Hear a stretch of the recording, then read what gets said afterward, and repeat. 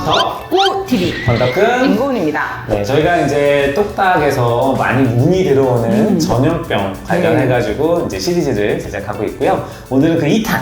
오늘 균은 뭐죠? 마이코플라즈마.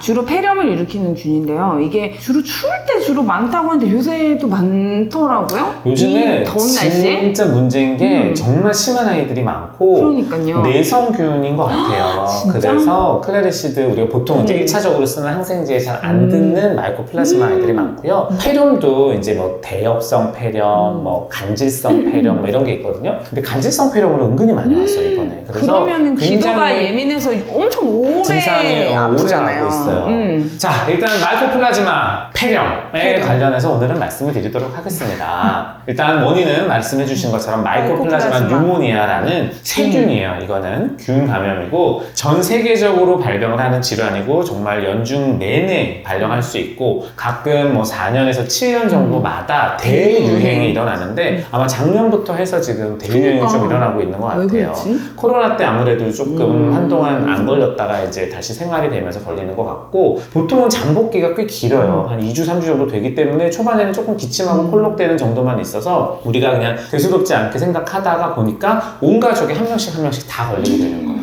다행인 건 한 3세 미만 어린 아이들한테는 잘 걸리지는 않고 보통은 이제 학童기, 청소년기에 많이 걸리는 폐렴입니다. 그게 또 요새 그런 얘기 있어요. 사실 이제 여름에는 이런 폐렴 종류들이 잘 안 걸린다고 생각하는데 요즘 너무 덥잖아요. 덥고 이러니까 에어컨을 하면서 환기를 너무 안 시키다 맞아요. 보니까 애들 학교, 학원 이런 데서 마스크 더우니까 안 쓰고 누구 하나 아프면 이제 확 돌고. 그리고 이제 실내에 있는 시간들이 너무 많아지는 거예요. 너무 높게 못 더우니까. 따라다니니까. 그래서 오히려 실내에서 이제 그 감염과 전염이 좀 높아진 것 같습니다. 그래서 마이코플라즈마 폐렴은 말 그대로 폐렴이기 때문에 호흡기 증상이 제일 많이 흔히 동반이 돼요. 발열도 나고 그리고 호흡기 증상, 뭐 기침, 콧물, 가래 당연히 있고 그리고 이제 피부의 발진이 가끔 생기는 경우들도 있고요.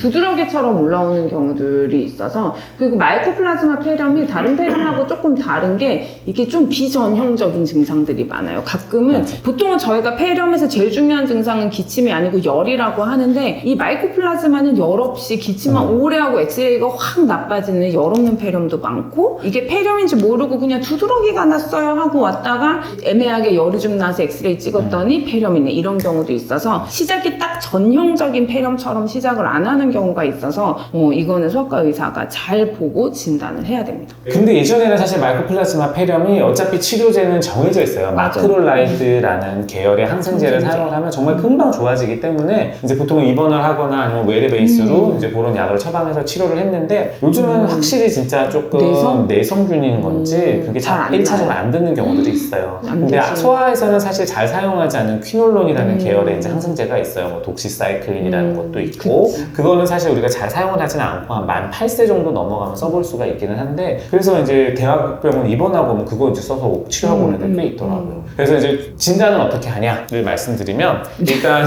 네. 증상 어떻게 안 해요? 증상에 따라서 이제 기침, 콧물, 가래, 폐렴 증상이 의심이 되면 발열이 나고 호흡기 증상이 지속돼서 폐렴이 의심이 되면 일단 엑스레이 찍는 거고요. 보통은 저희가 피 검사를 해서 피 검사상에서 이제 그 항체 검사를 해요. 그래서 그 항체 수치를 파악을 하고 그 수치에 따라서 우리가 진단을 내리고요. 또 하나는 요즘에는 이제 그런 간이 검사들도 좀 할 수 있어요. 요즘 코로나 코로 검사한 것처럼 마이코플라즈마도 키트가 이제 목으로 검사할 수 있고 그런데도 불구하고 사실 소아과 외래 가면 그 검사를 많이 안 하는 걸 보실 거예요. 왜 그러냐면 어차피 나왔다 하더라도 항생제를 우리가 마크롤라이드 계열 항생제를 쓰기 때문에 보통은 이제 마이코플라즈마일 거예요라고 가정하에 이제 치료를 하게 되고 그래도 궁금해요라고 하시는 분들은 이제 소아과에서 검사 받으실 수 모든 소아과는 아니겠지만 이제 검사 받으실 수 있는 병원들이 있으시니까 검사 참고해 보셔도 좋아요. 근데 보통은 우리가 이제 초등학생들, 중학생들 기침하고 콧물나고 약간 기관지염이나 폐렴이 의심된다라고 하면 이 항생제를 사용하기 때문에 그냥 검사는 사실 따로 하지 않는 경우들이 많죠. 대신에 열이 한 4일, 3, 4일 정도 적어도 72시간에서 만 5일 정도까지 안에 안 떨어지면 저희가 이제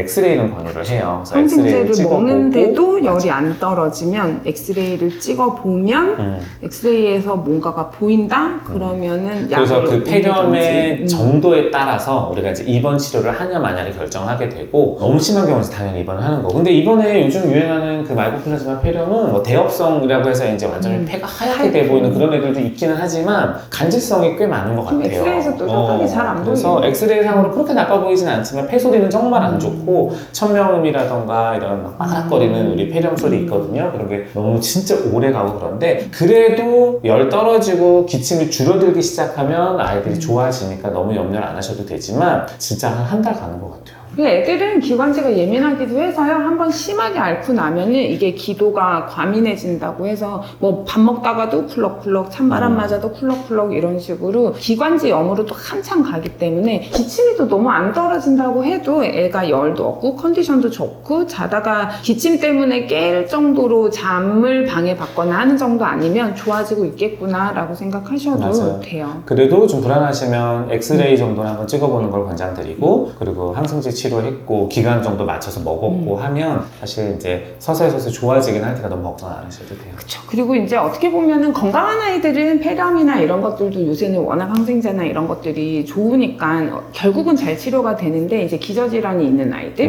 뭐 천식이 심하다든지 아니면 뭐 항암 치료를 하고 있다든지 이런 아이들은 이렇게 별거 아닌 것 같은 감염에도 확 나빠질 수 있기 때문에 기저질환이 있는 아이다라고 하면은 지금 같은 더운 때에도 학원 같은 데 보내실 때는 마스크 좀 끼워서 나와서는 사실 할 필요는 없고요. 이제 밀폐된 공간에 있을 때 마스크 같은 것도 좀 하는 그런 개인위생에 조금 더 신경을 쓰시는 게 중요할 것 같습니다. 이제 마이코플라즈마랑 감별해야 되는 질환들 중에 되게 다양한 폐렴들이 많이 있어요. 요즘에 유행하고 있는 이제 바이러스들에 의한 폐렴들, 오늘 저희가 3탄에서 언급을 해보도록 하겠습니다. 네. 오늘은 여기까지고 도움되셨길 바라고 요즘에 진짜 폐렴 걸린 아이들 많이 좋아지니까 너무 염려하지 마시고 집에서 안정 취하고 폐렴 걸렸는데 그렇게 운동을 보내세요. 그래서 수영, 축구 이런 거 보내지 말고 집에서 안정 취하고 쉬어야 물 돼요. 많이 마시게 하고 그러면서 쉬게 하시면 좋겠습니다. 네. 오늘은 여기까지 하겠습니다. 네, 감사합니다. 안녕히 계세요.